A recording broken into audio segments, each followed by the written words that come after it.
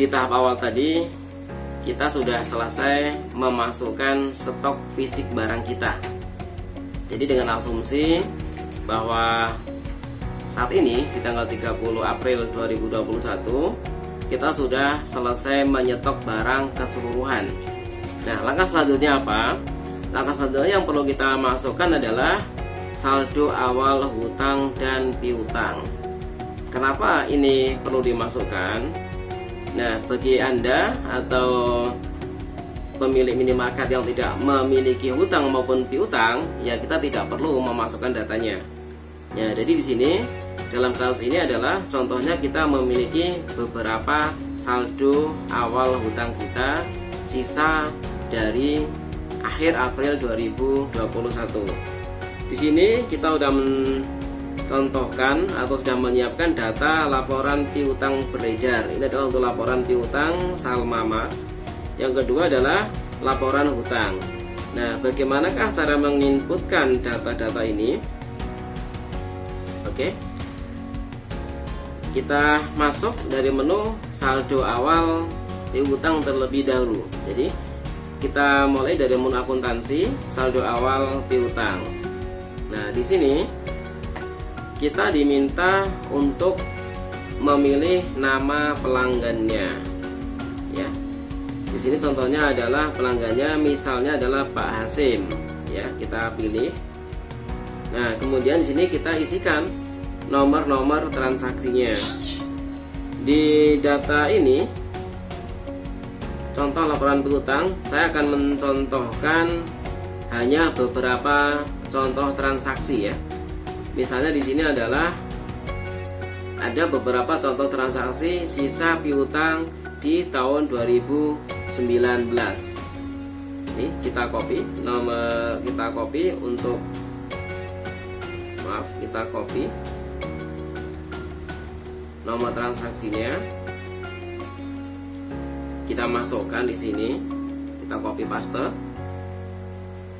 Tanggal, ini adalah nomor transaksi. Tanggal kita bisa dituliskan sesuai dengan tanggal yang sebenarnya, atau bisa kita asumsikan dengan tanggal di 28 ini.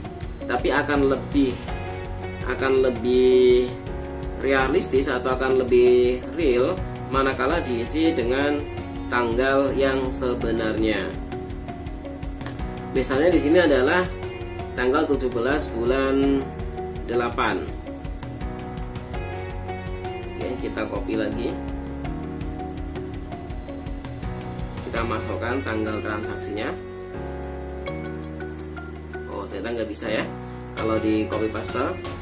Ya, ini kita asumsikan, dan nanti lebih bagusnya disesuaikan dengan tanggal yang nota yang sebenarnya. Namun di sini saya akan mencontohkan sesuai dengan tanggal yang ada. Jatuh temponya adalah tanggal sekarang. Nah, di sini yang terpenting adalah di sisi kode akunnya. Manakala ini merupakan piutang, berarti di sini adalah piutang usaha. Nah, nilainya berapa? Nilainya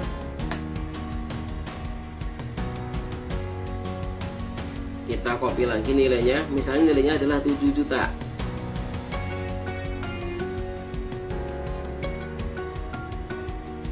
Oh maaf, nilainya adalah yang agak banyak, misalnya 7.383 ya. Kita copy, masukkan lagi jumlahnya. Nah, oke. Nah, silakan lakukan terus ke bawah sesuai dengan jumlah piutang yang ada ya. Di sini saya hanya mencontohkan satu, atau mungkin agak lebih jelas kita contohkan 2 nomor nota.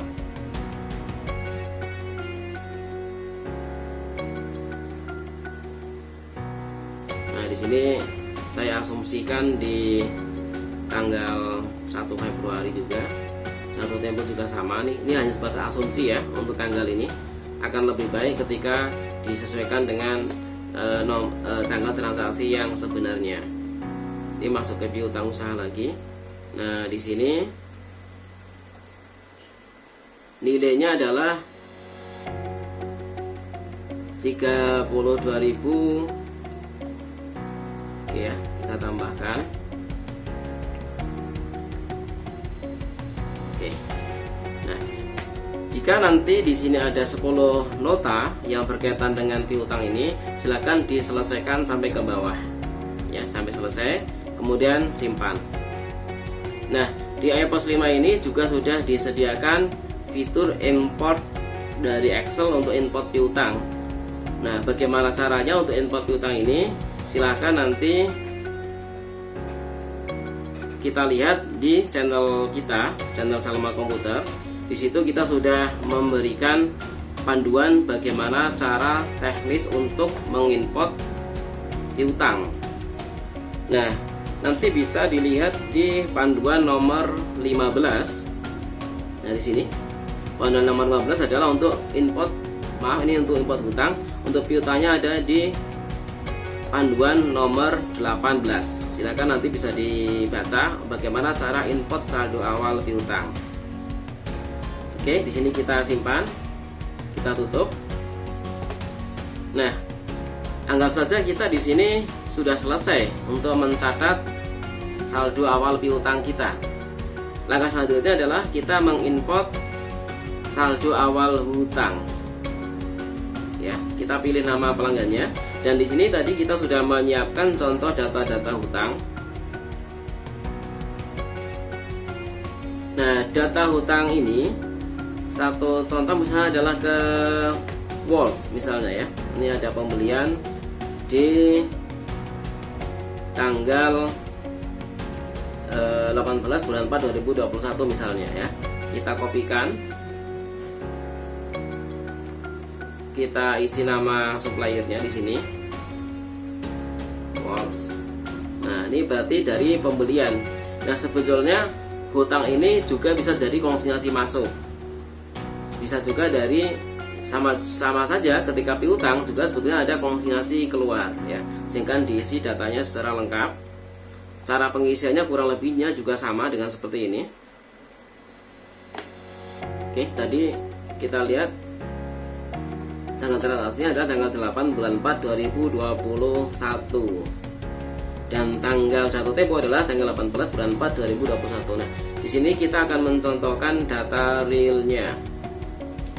8 bulan 4, jatuh temponya adalah tanggal 18 ya.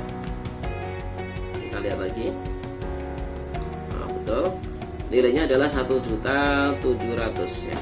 Nah, kode akun ketika kita hutang berarti masuk ke kode akun hutang usaha. Nah, ini nilainya adalah 1.700.000. Oke. Ini contoh yang Walls. Nah, di Walls ini hanya ada satu nota hutang ya. Ketika nanti ada 10 nota hutang, langkahnya sama, kita tuliskan di bawahnya. Oke. Namun karena di sini hanya satu contoh nota hutang, sehingga kita lanjutkan dengan simpan. Oke, ini sudah tersimpan. Kita masukkan lagi untuk data hutang yang kedua. Saya akan mencontohkan yang ada beberapa nilai nota hutang. Ini misalnya Udin Plastik misalnya. Ya, kita masukkan dulu nama customernya Udin. Seperti ini contohnya. Kemudian kita isikan nomor transaksinya.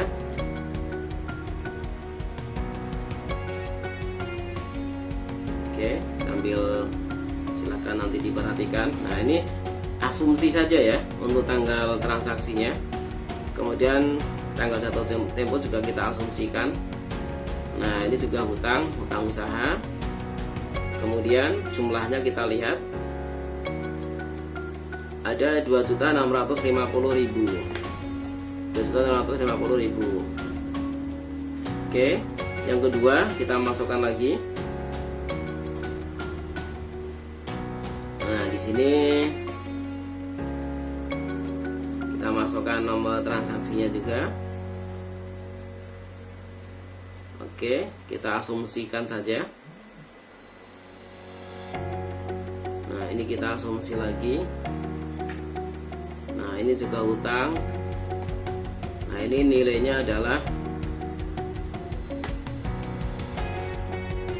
kita lihat nilainya adalah 5.800.000 ya.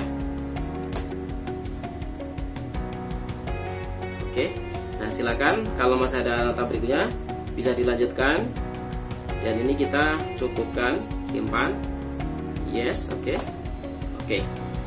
Nah, silakan seluruh data sisa hutang, ada saldo awal hutang, saldo awal lebih hutang, silakan diinputkan secara keseluruhan, yang mana nantinya kita inputkan ke saldo awal perkiraan.